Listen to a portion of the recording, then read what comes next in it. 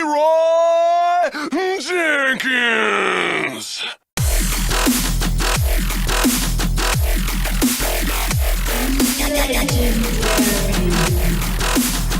I've got you in my sights. Heroes never die. Don't include any of that.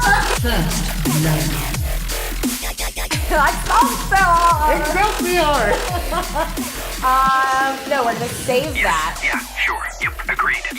Yeah, whatever. Hey guys, welcome to the Weekly Talkthrough. It is Katie, Matt, and Kay bringing you the most important news in gaming and esports this week. Kicking things off, we're going to do a quick rundown of something sad and something happy. Starting out, of course, with the tragic passing of Dennis INTERNETHULK Hawelka. He was 30 years old. He passed away this week. It is a huge blow for the gaming and esports communities really as a whole. He was, of course, the head coach for Team Liquid's LCS League of Legends team, and he was also head coach for a while for their Overwatch team. It's tragic, and we wish his family all the best. Condolences, heartfelt sympathies. If you would like to send them some, please go to Team Liquid's Twitter, and they have addresses to which you can send your condolences.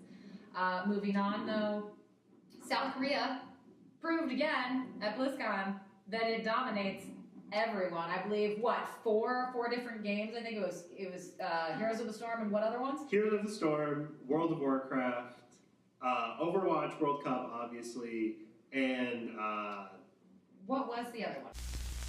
There we go, StarCraft. Yeah, they won so many things that we can't keep track of them all. just remember, South Korea dominates everyone at everything if it involves video games.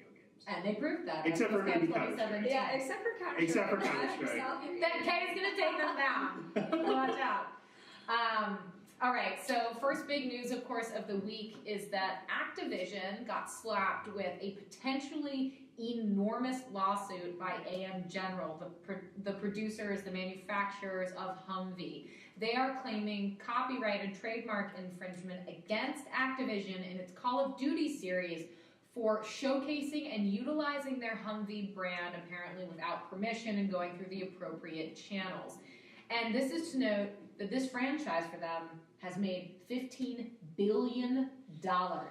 And if AM General wins this lawsuit and can claim, of course, they're looking for punitive damages, among other things, that could be A big slice of pie. hugely detrimental to Activision. What do you guys think? Give me a slice of that pie. 15 billion, any portion of 15 billion, obviously, is a huge number. I think it's important to note this is a lawsuit that spans the entire Call of Duty series. This is not something that is just about the new World War II game, and it's not something that it may be just about like the past game with Infinite Warfare. This is across the entirety of Call of Duty. So this is a big deal, it's a big scope, and it's something that Activision has to very carefully consider moving forward. I just didn't know. It seems a little petty. It's like a car. That is the question, though, right? So going off, Kay, what you just said, AM General in its complaint said, and I quote, "Only at the expense of AM General and consumers who are deceived into believing that AM General licenses the games or is somehow connected with or involved in the creation of the games." They are saying that duped players, they're essentially saying that Call of Duty wouldn't have made $15 billion as a franchise if players hadn't been duped into thinking that Humvee was a part of it. And so I agree. And that seems like a stretch. Right. It does seem a bit of a stretch. I think it's important to understand licensing, though. Obviously, in today's games, there are brands all over the place. Even if you don't notice them, they are there. Humvee is obviously a bit of super big brand as far as military is concerned, and Call of Duty's been using vehicles that are modeled after their vehicles relatively obviously for a long time. And I think that quote, while a bit of a stretch, is also sort of true. I think they have a good point of the players associate the brand even my brand. Even in the back of their mind, they associate that brand with the military and with the cars. And especially, you talk about Modern Warfare, you spend a lot of time in those Jeeps. But essentially what they're going to have to prove, I mean, Activision's going to be, dead in the water if they prove that, this was trademark infringement. I mean, it doesn't. I don't know the whole depth of the legal arguments and trademark lawsuits and all that, but based on $15 billion, if they are found liable for this, then it's going to be a lot of money no matter what. I think my biggest question is, what flavor of pie is $15 billion?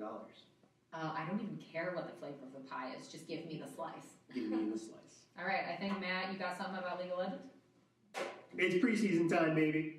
It is time for one of our favorite games, League of Legends. Faker's tears have dried and we are moving on.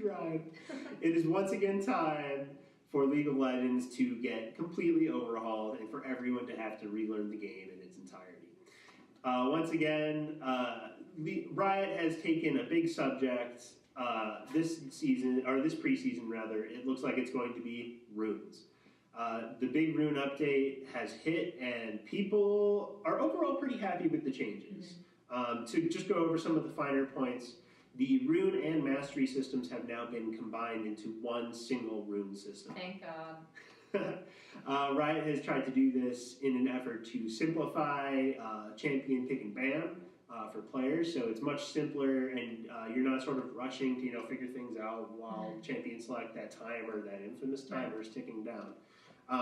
To go over some finer details, there are now 5 trees of runes. There's Resolve, Domination, Precision, Sorcery, and Inspiration. The Resolve tree is more of your tanky stats, your anti-crowd control, that sort of stuff. Domination is mostly for assassins. It's movement speed, it's burst damage. Precision is more sustained damage for your AD carries. It's about auto-attacking. Your Sorcery is for your AP damage dealers, your spell users and such. And your Inspiration is your super, super wacky stuff, which gives you... If you feel like being a unique butterfly...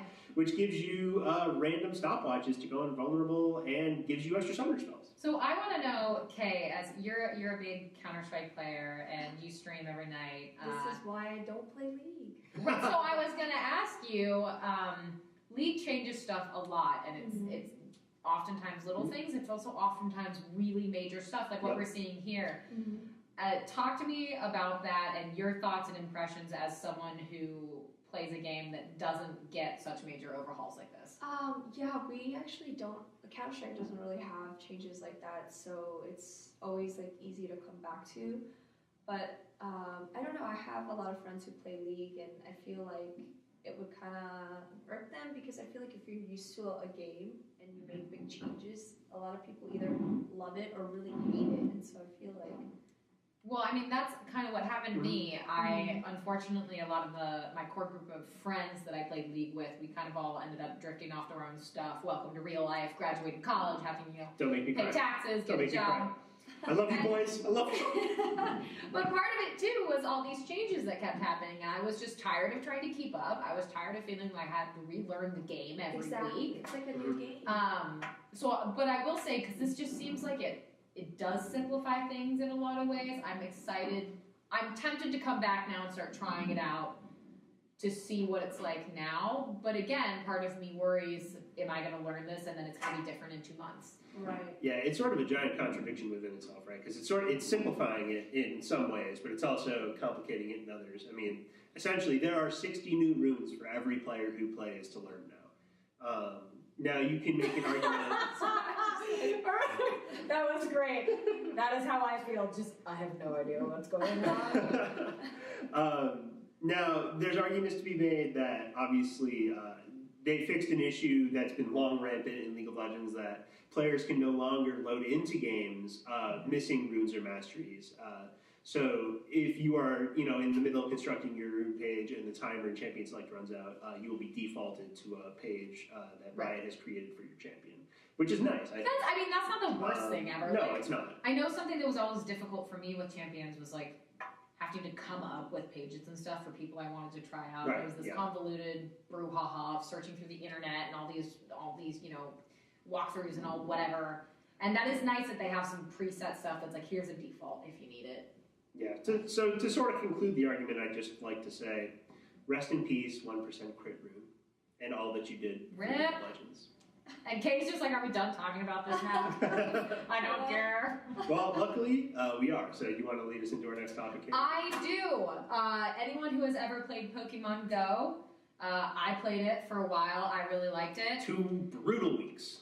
Right. But it was good. And so there was a huge announcement that Niantic and Warner Bros. Are going to be coming out with a Harry Potter augmented reality game. It's going to be out sometime in 2018. It's pretty exciting. I mean, a lot of us are huge Harry Potter fans. And the idea of like going out, casting spells, and I'm like, that sounds really cool. I think you just need to remember one thing.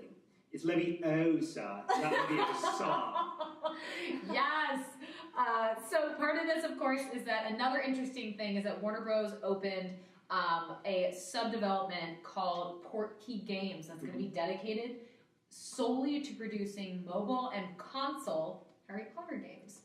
Which I don't know how much like a Harry Potter Go is going to keep me around, but you say console Harry Potter game, and I'm big, take my money, I don't care. Please, Lord, give me my MMORPG Harry Potter game. Please. Yeah, I'd throw my money at that. I would throw my money at a wall that said that might be an idea. Okay, are you going to be a Harry Potter goer?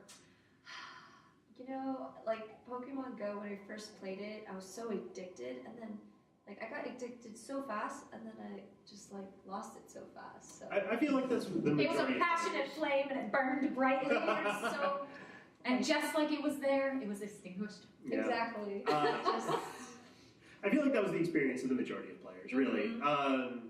I think we had that Pokemon Go's main issue was longevity. Yeah. And part of that is okay, in a way. I'm honestly more concerned that Niantic is doing it, because if you ever go to any of the Pokemon Go forums, it can be pretty brutal for response rates from the devs, you know, how much they're focusing on purely just monetary stuff. Yeah. Like, there's, you know, I'm worried that what this could be won't ever be realized, maybe because of the developer. Look, if you're handing it to a developer that takes 2 months to figure out how to fix a server, how long is it going to take for them to build a good game? And it makes me very nervous. Okay, final thoughts. I mean, I wouldn't oppose to trying it out, because I am a Harry Potter fan, but I don't know that I would be addicted. Ooh, what house? What house? Gryffindor, of course. Isn't that what everybody has to say? Yeah, well, I mean, okay, Gryffindor is pretty cool, and also red's my favorite color, but like I could be a Slytherin. I'm a Ravenclaw. All right, so to sort of round out this week's talk through, we have one more sort of big announcement to make. About 20 minutes ago, in fact, as of the time of this recording, there has been news come out that the Overwatch movie might be on the way. Now, this is just sort of a tease. We don't have a lot of extremely solid... No, we know literally nothing, but it's really exciting. I'm excited about it. But Blizzard has, at the very least, teased the fact that it is open to making an Overwatch movie. Now, what does that mean for the fans? What does that mean for the lore? We're not entirely sure. But it makes me very excited, because if they could take their short animations and turn them into a 2-hour movie, I don't know a single Overwatch fan that wouldn't watch that. Oh my gosh, take my money. So here from Activision Blizzard, the Consumer Products Group CEO, Tim Kilpin, had this to say. He said, and I quote, "If the script and the story isn't right, we won't do it," which is reassuring. Which is what everybody says. But he said it's not one of those situations where someone is saying, "I don't care, just get it made." That's not what's happening. We do think that if it's done well, it has the opportunity to expand the base audience beyond the traditional foundation that the game appeals to. I am on board. I love everything about Overwatch lore. I could talk about it for forever. Neither of these two care, but they should care because it's awesome. But if someone gave me that lore in a movie, I would be starstruck. I would be like, take all of my money. I'll be your biggest fangirl. Let me officially say, all aboard the Overwatch movie hype train. Choo choo. I mean, I think it would make a great action movie. So My only question is, do you... That was so lukewarm. Why? I think it could be a good, like, Fast and Furious thing. No, I honestly think it'd be a great action movie. It brings up an excellent point, because do you go the animation route, or do you really go Animation. balls to the wall? Oh my god. Do you really Live go- action. No. Do you Yeah, really I go balls to the think live wall action and would think be live really- action? No, absolutely not. No. I do not. I do not want. No.